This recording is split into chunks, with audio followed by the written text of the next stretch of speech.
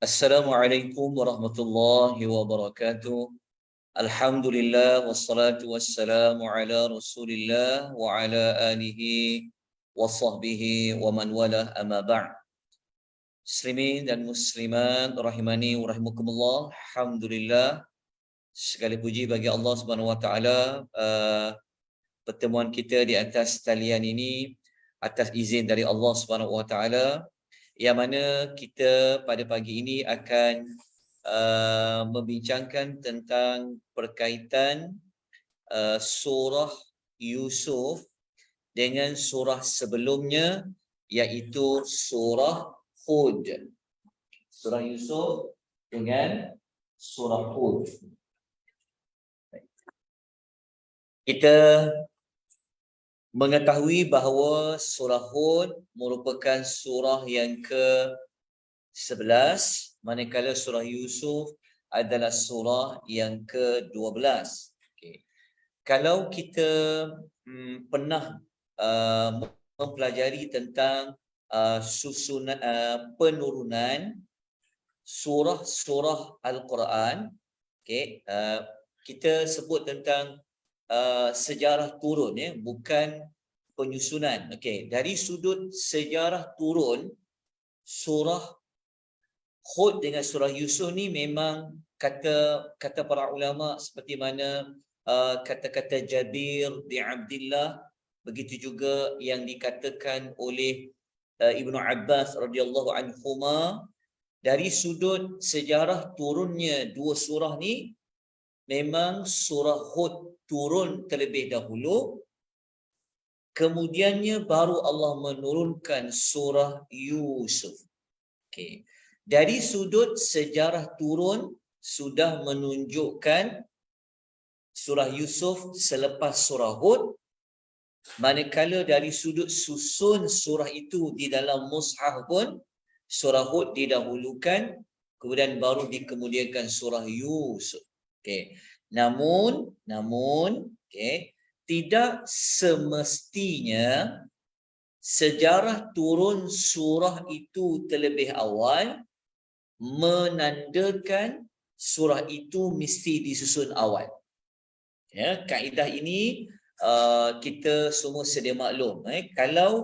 Kalau kita mencari jawapan susunan surah mengikut sejarah turun, sudah pasti bukan surah Al-Fatihah yang pertama sekali. Ya, mestilah surah yang pertama adalah surah Al-Alaq. Okay. Tetapi dari sudut surah Hud dengan surah Yusuf, memang sejarah turunnya itu sama seperti ia disusun di dalam Al-Quranul Karim. Okay. Ini di antara salah satu justifikasi mengapa surah Hud itu didahulukan sebelum surah Yusuf, seperti mana yang diperkatakan oleh Al-Imam As-Suyuti di dalam kitab Tanasub Ad-Durar fi Tanasub As-Suwar. Baik. Untuk kita mencari lagi jawapan mengapa surah Hud itu didahulukan berbanding surah Yusuf, kita boleh mencari jawapan itu pada melihat perkaitan maklumat-maklumat di dalam surah Yusuf dengan surah Hud. Baik. Sudut yang pertama yang boleh kita dapat daripada surah Hud, okay.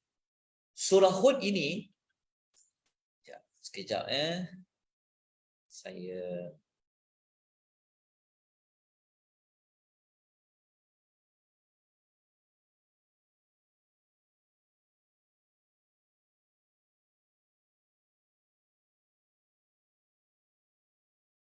okey.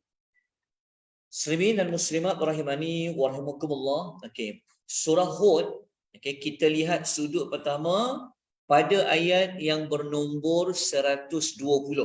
Okey. 120 surah Hud dia berada pada halaman 235. Okey, buka 235 surah Hud.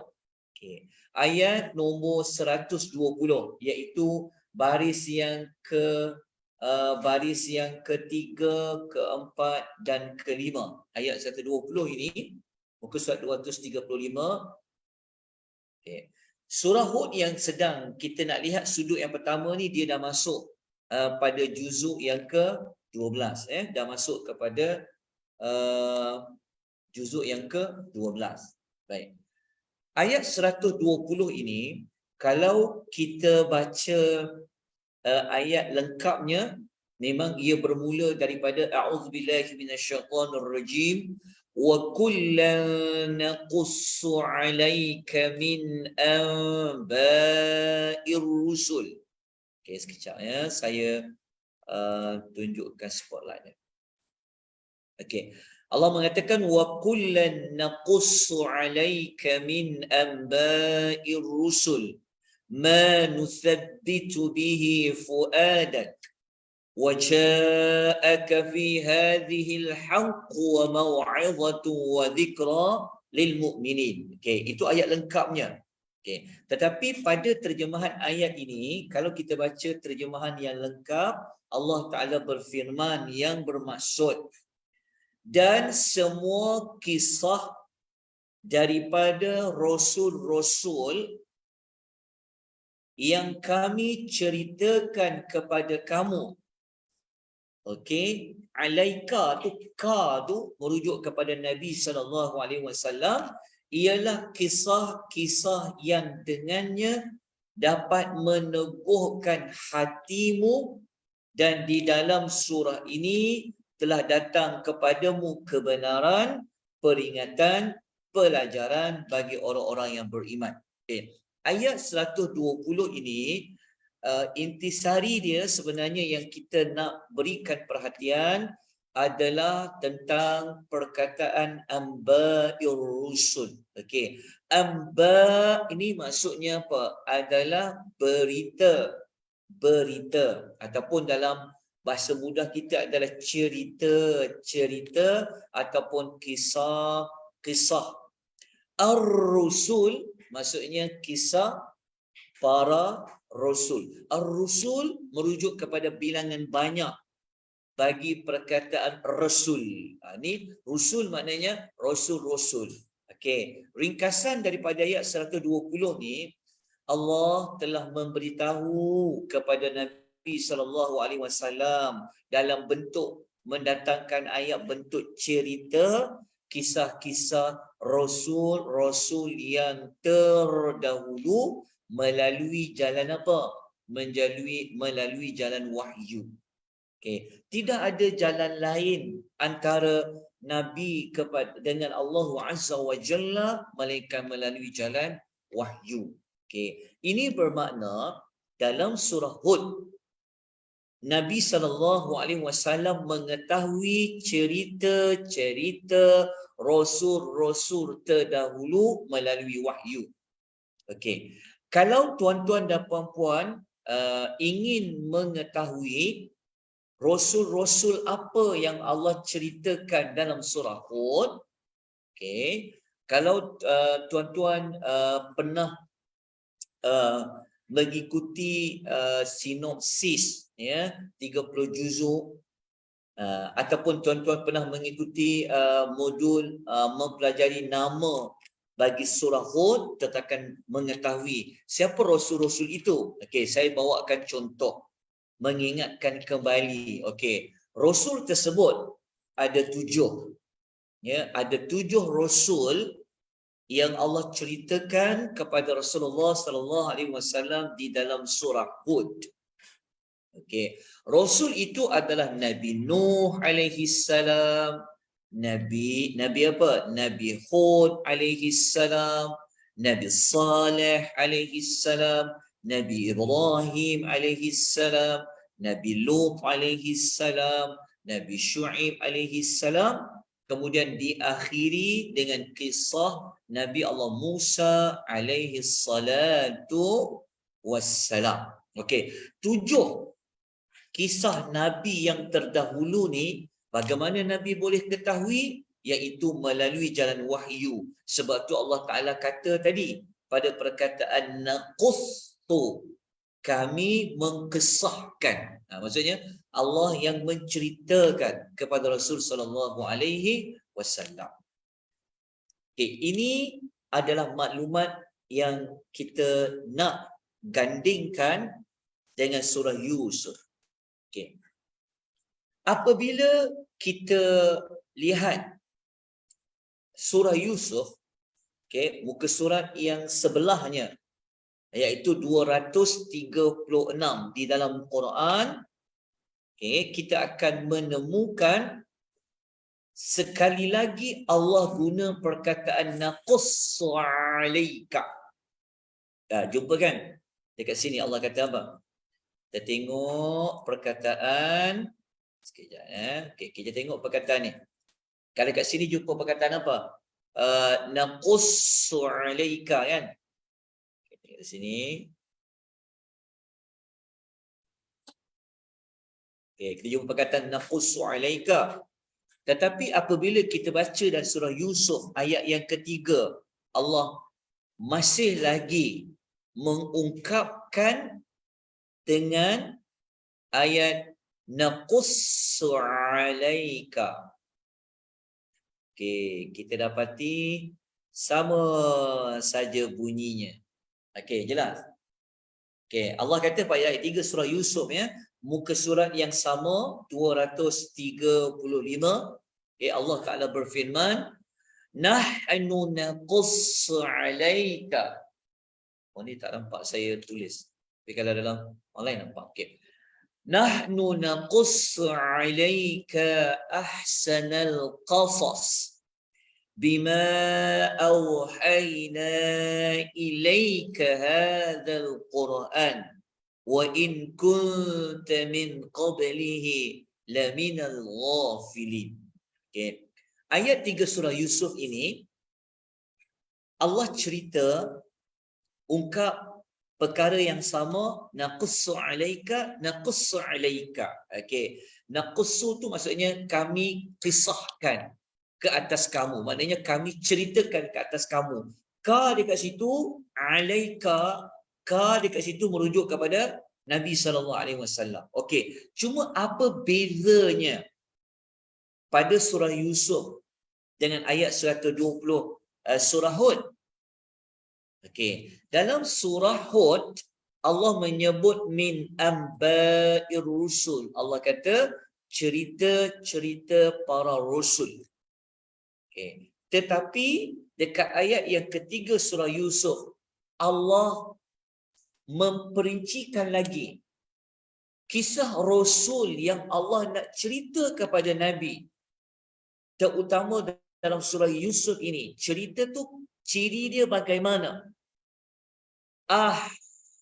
Kita jumpa perkataan ahsanal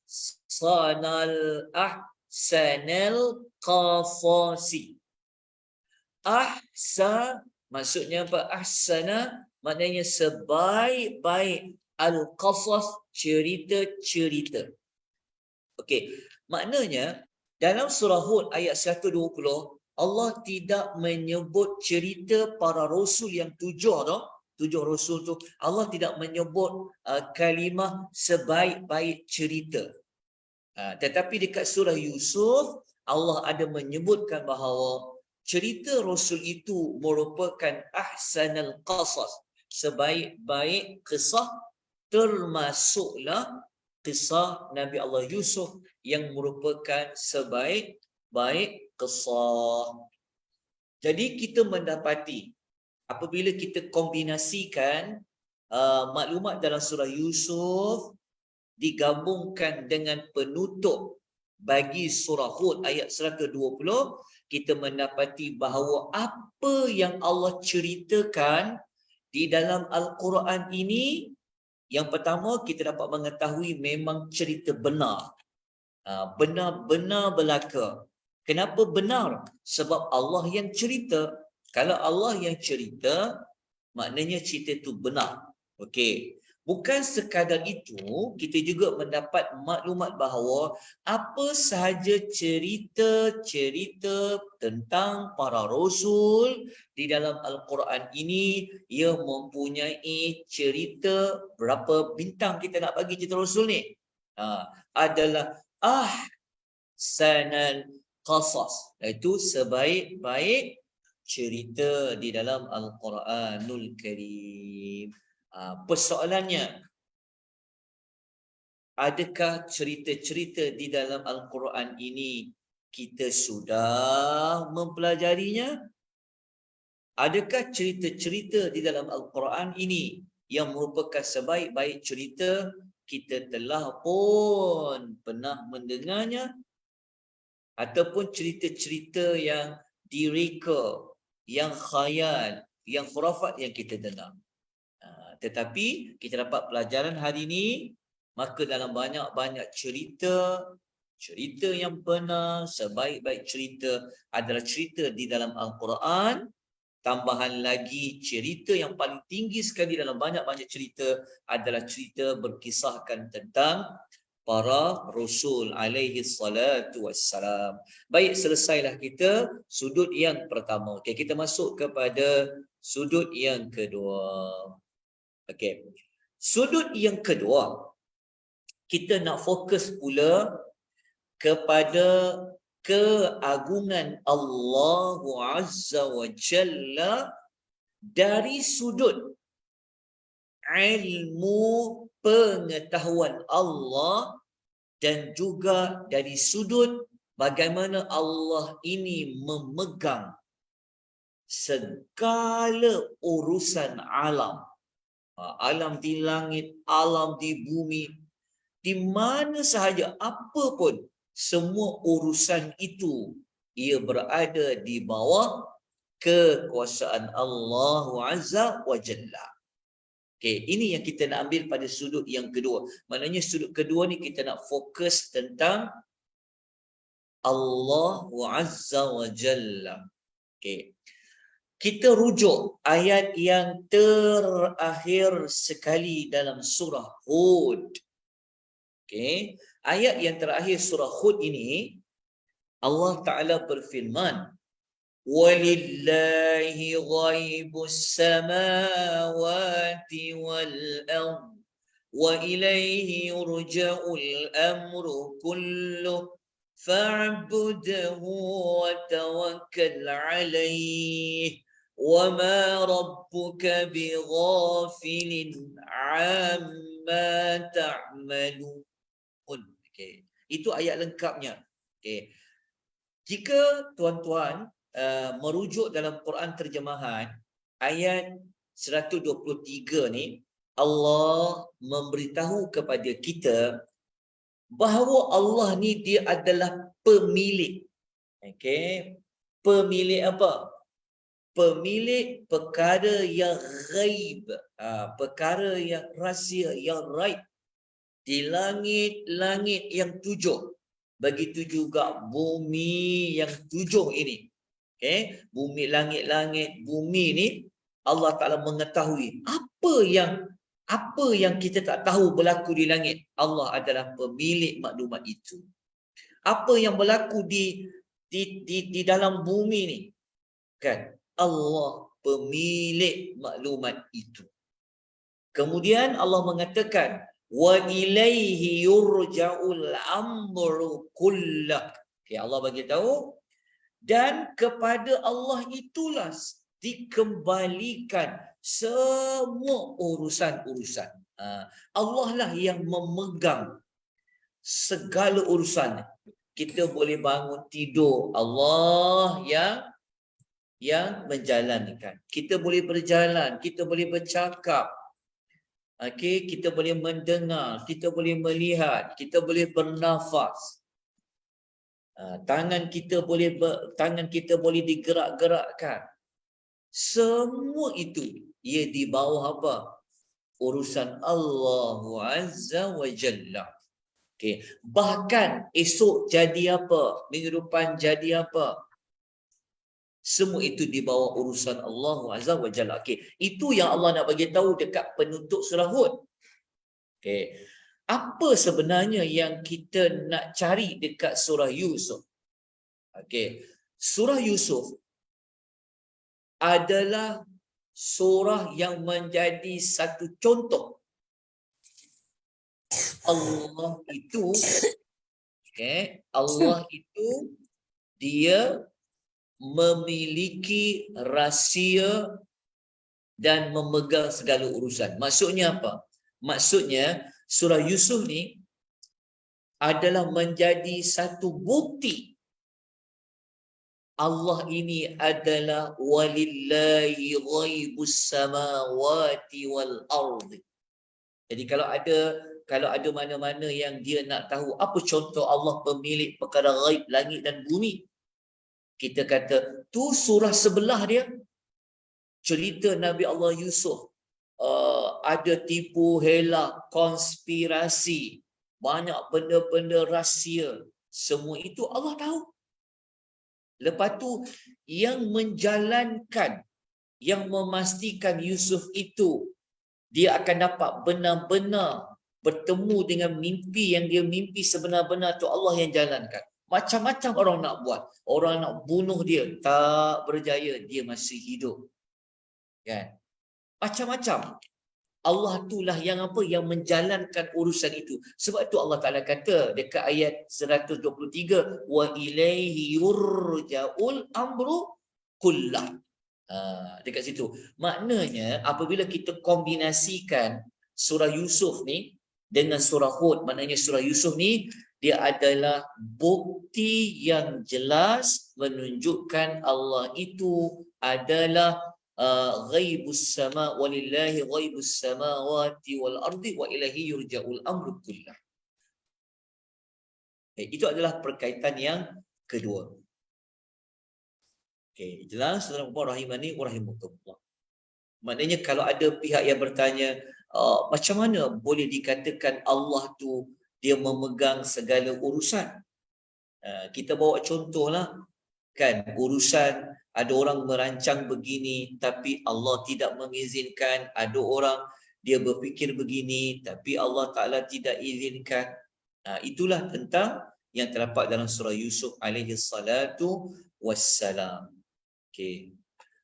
Cuma sekejap saya betulkan, bukan babak ni ya. Babak ni macam kita babak anak pula. Ni bukan babak ni. Okey, tak ada anak kecil kenapa tulis babak ni ya. Babak ya.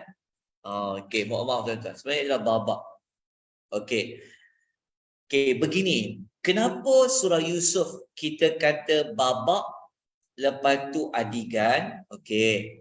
Surah Yusuf ni cerita dia kita boleh datangkan dalam bentuk babak, dan di setiap satu babak itu dia akan ada adigan.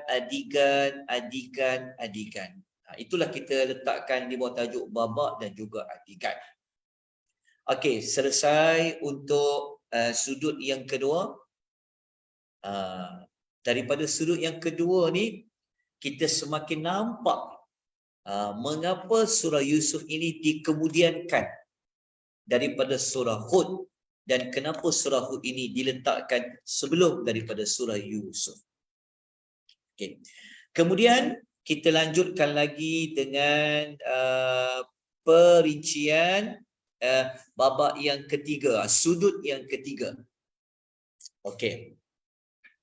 Sudut yang ketiga, kita nak pergi kepada membincangkan tentang keluarga Nabi Allah Nabi Allah Ibrahim, Nabi Allah Ishaq alaihi salatu wassalam. Kita tengok dekat surah Hud ayat 71 sehingga ayat nombor 73. Tapi saya ambil ayat 71 saja untuk diletakkan di dalam nota ini, yang mana ayat 71 sampai 73, kalau kita nak tahu ayat lengkapnya, terjemahan ayat lengkapnya, maka kena lihat muka surat 229 dalam Quran dan juga muka surat 230. Okey, tengok pada baris yang ke-14, 15, muka surat 229, dan baris yang pertama sampailah baris yang ketiga, muka surat 230 bagi surah Hud. Okey, saya ambil ayat 71 untuk kita jadikan perbincangan awal. Okey, ayat 71 dalam nota ini ya, tuan-tuan, saya ingatkan ia bukanlah ayat yang lengkap ya. Kalau ayat lengkap dia, kita kena tengok dalam Quran lah. Okey, dekat sini sebenarnya depan dia ada lagi. Sebelum ayat fabashsharnaha bi ishaqa. Kita akan jumpa perkataan wa mura'atuhu qa'imah. Akan jumpa ayat tu dulu depan dia.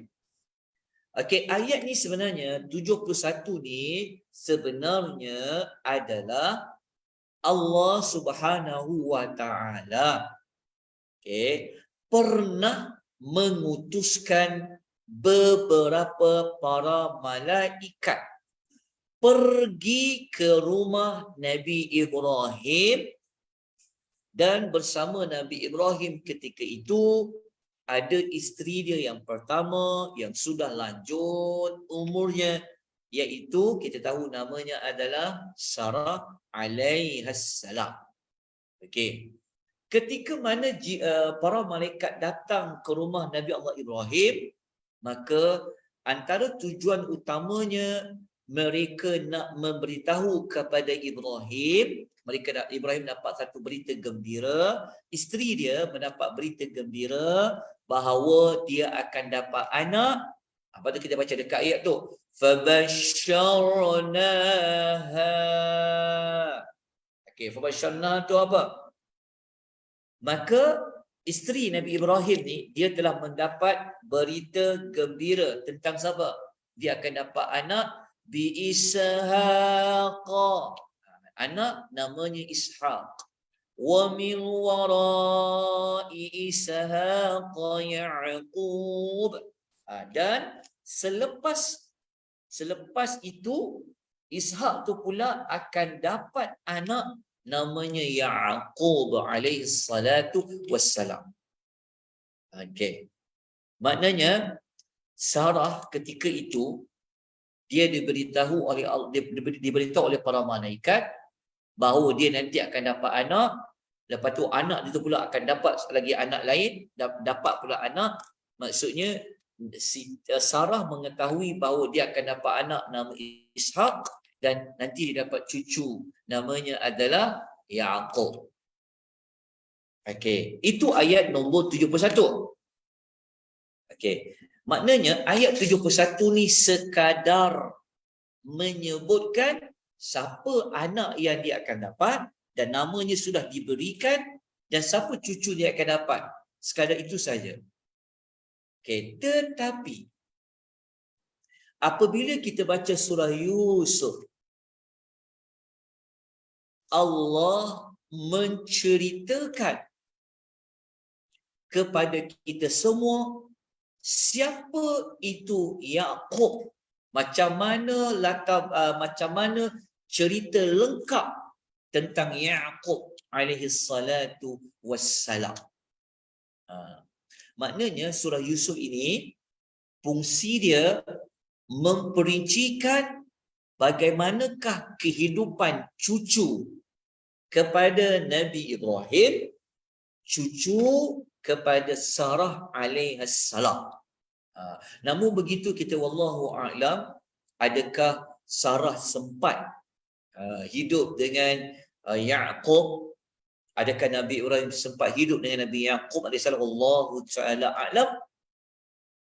Tetapi surah Yusuf menjelaskan dengan lebih terperinci siapa itu yang dikatakan Yaqub, yang tidak diperincikan, sekadar menyebutkan nama cucu itu adalah Yaqub.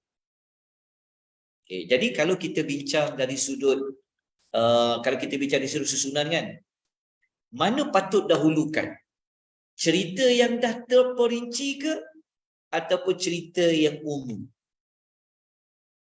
Dari sudut susunan pun kita ketahui bahawasanya umumlah dulu, umum, lepas tu baru yang terperinci. Jadi kita dapati sudut ketiga ni memberikan kita satu maklumat bahawasanya memang tepat peletakan surah Yusuf ini selepas surah Hud. Baik, itu adalah sudut yang ketiga. Okey, moga-moga jelas. Okey. Kemudian kita lihat dekat sudut yang keempat. Ni yang terakhir sekali. Saya buat empat je hari ni kita belajar. Okey. Empat saja, dan kita tengok yang terakhir sekali. Sudut yang keempat, surah Hud dengan surah Yusuf. Baik. Sudut yang keempat, yang kita nak berikan tumpuan adalah pada masih lagi cerita tentang keluarga Nabi Allah Ibrahim. Okey. Kita tengok ayat 73 ya, surah Hud, yang berada ayat 73 ni pada muka surat 230, baris yang ketiga, yang mana Allah Subhanahu wa taala berfirman. Tapi saya ambil ayat yang di belakang sekali. Dia ada ayat lengkap dia ya. Sebelum ayat rahmatullahi wa barakatuhu alaikum ahlal bait innahu hamidum majid. Sebelum ayat rahmatullah ni, dia ada ayat depannya. Qalu ata'jibina min amrillah. Itu ayat depannya. Okay, tapi saya ambil di hujung. Okey. Kalau kita baca ayat 73 ini terjemahan lengkapnya, okey, setelah Sarah menjawab kembali yang dia diberitahu dapat anak dan cucu tu, Sarah dia macam tak percayalah. Kan? Macam mana dia boleh dapat anak sedangkan dia sudah tua, suaminya tu pun sudah tua. Maka ayat 73, para malaikat menjawab kembali kehairanan Sarah itu. Maka malaikat mengatakan, apakah kamu merasa hairan tentang ketetapan Allah? Para malaikat kata apa? Kenapa kau nak rasa hairan? Kalau Allah dah tentukan kau akan dapat anak, tak kisahlah kau tua ke, engkau mandul ke sebagainya, kalau Allah kata kau dapat anak, kau akan dapat anak. Itu jawab malaikat. Kemudian para malaikat menyebut selepas itu, rahmatullahi wa barakatuhu alaikum ahlal bait. Para malaikat kata apa? Para malaikat kata, kau boleh dapat anak tu, antara sebabnya adalah itu adalah rahmat dan keberkatannya. Maksudnya, malaikat kata apa? Engkau boleh dapat anak nama Yaqub, nama Ishaq, lepas tu dapat nama cucu nama Yaqub tu. Semua itu, kata para malaikat itu, itulah tanda Allah merahmati. Itulah tanda keberkatan dari Allah yang Allah Ta'ala curahkan rahmat itu, berkat itu ke atas kamu, wahai Ahlul Bait. Okey, Ahlul Bait di sini merujuk kepada keluarga siapa? Keluarga Nabi Allah Ibrahim alaihi salatu wassalam. Lepas tu ditutup dengan pujian kepada Allah. Hamidun, Tuhan itu maha terpuji. Majidun, lagi maha pemurah. Okey, jelas dekat ayat 73. Okey. Apabila kita baca surah Yusuf, bukan ayat 6 ni, ini ayat betul lah ayat 6, kata betul. Ini adalah pada ayat yang ke-6 surah Yusuf. Okay, kita akan menemukan pada muka surat 236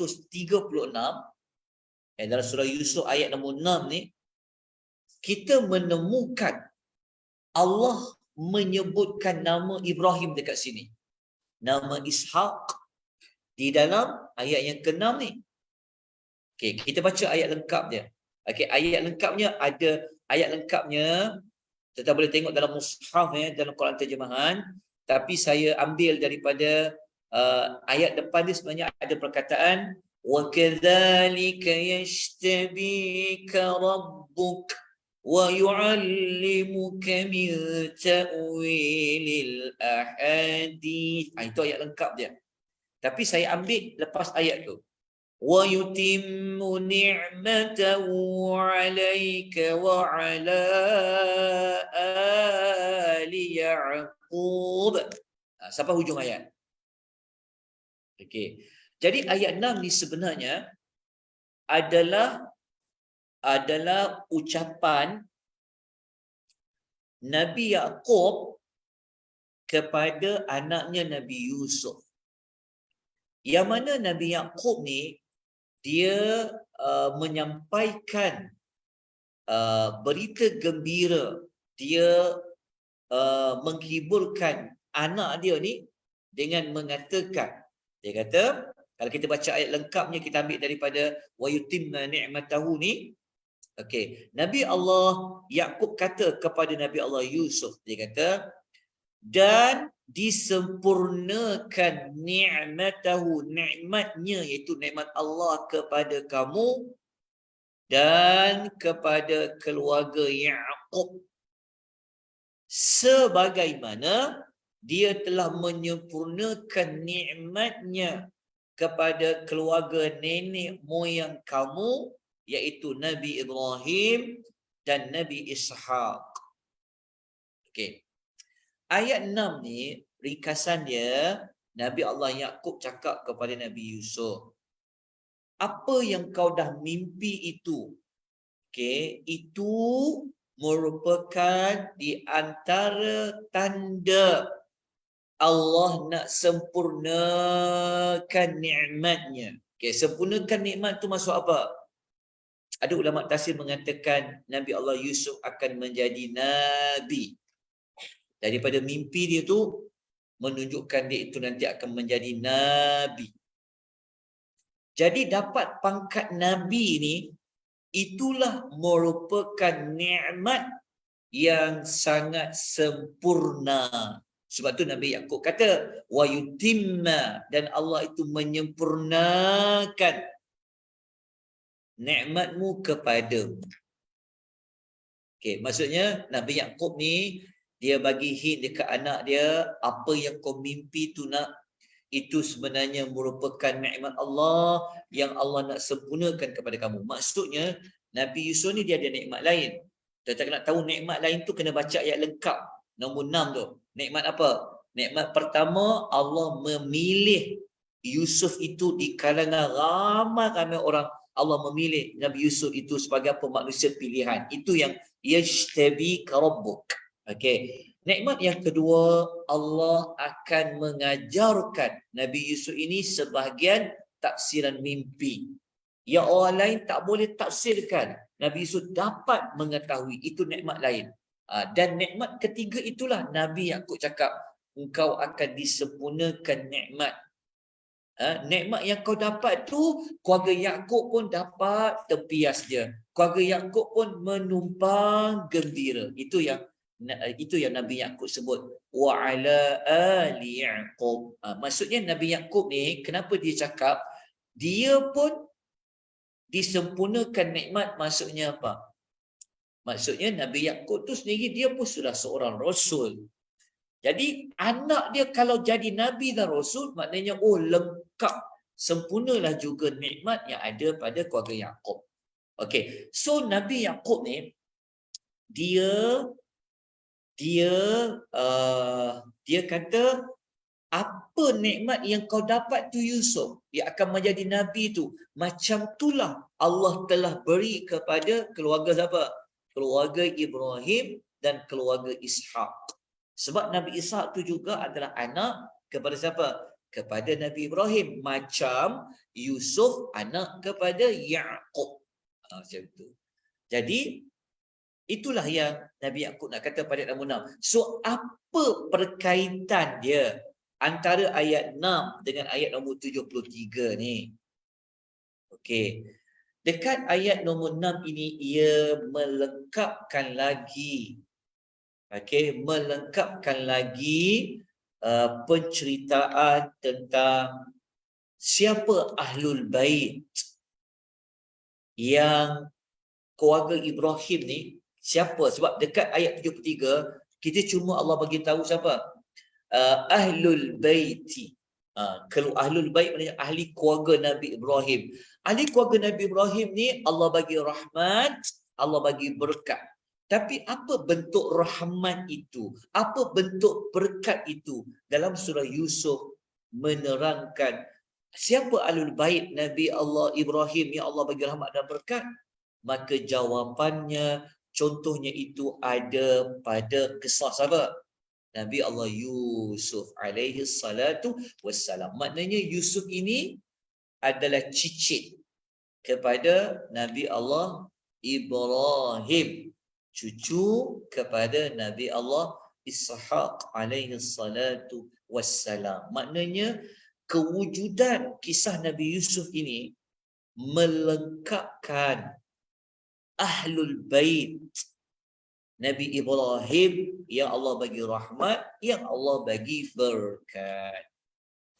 Itulah sudut yang keempat yang dapat kita pelajari pada pagi ini. Sebelum ni kita belajar sampai mula-mula 7, tapi waktu tak cukup, kita fokus pada 6. Kali ni 4. 4 pun dah cukup dah, insya-Allah. Okay. Kita dah sebenarnya kalau kita lihat, kita dah habis surah Yusuf. Secara tak langsung kita dah masuk juzuk yang ke-13.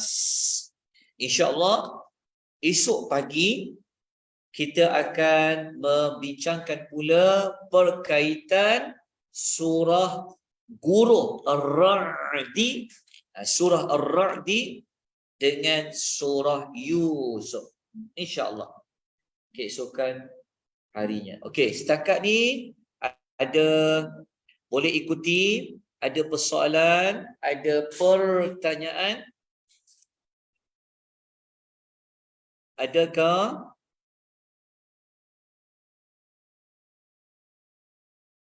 Faham? Fahimtum? Faham. Pehe ke dok pehe ni? Faham, Ustaz. Alhamdulillah, syukur pada Allah. Okey, nota saya bagi sekejap lagi. Saya akan hantar ni. Nota ya. Insya-Allah. Okey. Ada, kalau bukan sekadar soalan, kalau bukan sekadar tajuk untuk hari ni, kalau yang semalam, yang kemarin ataupun ada yang tak jelas pun boleh juga tanya. Sebab kita ada waktu lagi. Kita sasarkan 1 jam, tapi alhamdulillah hari ni habis awal. Okey, sebab saya buat 4 saja. Okey. Ustaz. Ya, waalaikumsalam warahmatullahi wabarakatuh. Ustaz, saya Hasni. Saya nampak rentetan yang kisah surah Nabi Yusuf ni susul galur daripada Nabi Ibrahim. Yang menariknya boleh tak Ustaz kongsikan doa? Sebab dia macam ada saling terkait antara tu sampai susu galur tu menjadikan benda tu cantik. Maksudnya daripada sehingga ke cucu tu berkaitannya. Maksudnya apa tu? Maksudnya adalah Maksudnya doa daripada Nabi Ishak. Ada ke macam rentetan macam apa tu sehingga mendapat rahmat dan berkat tu Ustaz? Sampai ke cucu. okey, dia memang kita ketahui hatta sebenarnya bukan sekadar sampai Nabi Ibrahim, dia bukan sampai Nabi Yusuf. Sebenarnya sampai kepada Nabi Muhammad sallallahu alaihi wasallam pun ia termasuk di antara doa Nabi Allah Ibrahim. Okey, kita sedia maklum susur galur Nabi Muhammad SAW ia sampai kepada Nabi Ismail, naik kepada Nabi Allah Ibrahim. Okey. Antara doa yang Nabi Allah Ibrahim dia pernah doa dia pernah doa tentang zuriat-zuriat zuriat dia. Okey, maksudnya macam ni. Dia kalau nak tahu panjang tu dia ada perkataan zurriyah. Zurriyah tu maksudnya anak-anak, zuriat-zuriat. Lepas tu doa, kalau cari doa Nabi Ibrahim, dia ada doa yang berbentuk dia doa zurriyah. Okey, antaranya kalau kita tengok dekat dalam surah ni. Kalau kita tengok dekat dalam surah Al-Baqarah ayat nombor 128 ada Nabi Ibrahim menyebutkan doa dia selepas dia membina Kaabah tu dia kata Rabbana waj'alna muslimaini laka wa min dhurriyyatina. Dia kata dia minta zuriat dia termasuk di kalangan orang yang menyerah diri yang Islam. Lepas tu ada doa lain. Saya cari sekejap doa lain tu. Ingat tak? Cari mudahnya, cari doa Nabi Allah Ibrahim dalam Quran. Doa lainnya, siapa ingat doa dia tu? Ni ada satu lagi doa. Dia macam ni. Doa Nabi Ibrahim kalau tengok dekat ayat 124. Okey, kalau kita tengok ayat 124 surah Al-Baqarah muka surat nombor 19. Kenapa kita sebut banyak surah Baqarah tak? Sebab surah yang banyak menyebut tentang nama Ibrahim ada dekat surah Al-Baqarah. Okey, kalau kita tengok dekat ayat nombor 124 muka surat 19 Al-Baqarah, Nabi Allah Ibrahim setelah dia lulus dalam banyak-banyak ujian yang Allah bagi kepada dia memang minta kepada Allah supaya zuriat-zuriat dia ni ada yang Allah pilih sebagai imam. Imam ni sebagai apa? Sebagai ikutan, sebagai ikon. Sebab tu dia dapat anak siapa? Ishak. Oh, menjadi ikutan kepada siapa? Bani Israel. Macam tu. Lepas tu Nabi Ismail. Oh, ikutan bagi besar kan? Anak dia ni bukan orang yang kata orang apa? Beca-beca. Tapi siapa dia? Anak dia yang imam. Kejap ya. Okey, kejap. Kita tengok ayat nombor 124 dulu. Surah Al-Baqarah. Okey, dah buka surat 19. Nabi Ibrahim cakap apa kepada Allah? Dia kata, Qala inni ja'iluka lin-nasi imama. Okey. Qala wa min dhurriyyati. Dekat perkataan Qala wa min zurriyati. Okey. Kalau ayat nombor 124, Allah Ta'ala berfirman kepada Ibrahim. Allah Ta'ala sendiri yang lantik ya. Nabi Ibrahim ni dia akan jadi ikon, dia akan jadi idol, dia akan menjadi contoh bagi semua manusia. Allah kata, Ibrahim, inni ja'iluka linnasi imama. Kami nak jadikan kau ni kepada manusia lain sebagai imam, sebagai ikutan. Okey, terbukti tak? Terbukti sampai ke hari ini. Tetapi Nabi Ibrahim bukan dia nak dia seorang, tapi dia nak zuriat-zuriat dia, anak-anak dia, cucu-cucu dia pun jadi imam. Tu yang dia kata, wa min dzurriyyati. Dan dia kata kepada Allah apa? Dan Ibrahim berkata, dan juga daripada sebahagian zuriat dan daripada sebahagian zuriatku. Maksudnya Nabi Ibrahim dia doa dah. Dia kata dia minta pada Allah apabila Allah lantik dia jadi imam, akan menjadi pemimpin bagi umat manusia. Jadi Allah juga, Ibrahim minta kepada Allah kalau boleh bukan dia seorang dia, tapi wa min dzurriyyati. Jumpa tak? Wa min dzurriyyati. Menunjukkan bahawa apa yang Nabi Ibrahim doa itu Allah kabulkan. Dia dapat anak Ismail, menjadi imam bagi manusia. Ishaq, dapat anak Yaqub, dapat anak siapa lagi? Nama adalah Yusuf. Okey. Kemudian kita cuba tengok dalam ayat lain ya. Dalam ayat yang lain, ayat nombor berapa kat tadi? Cuba tengok surah Ibrahim ya, surah nombor 14. Kita tengok ayat 40 dengan 41 ya. Sekejap ya.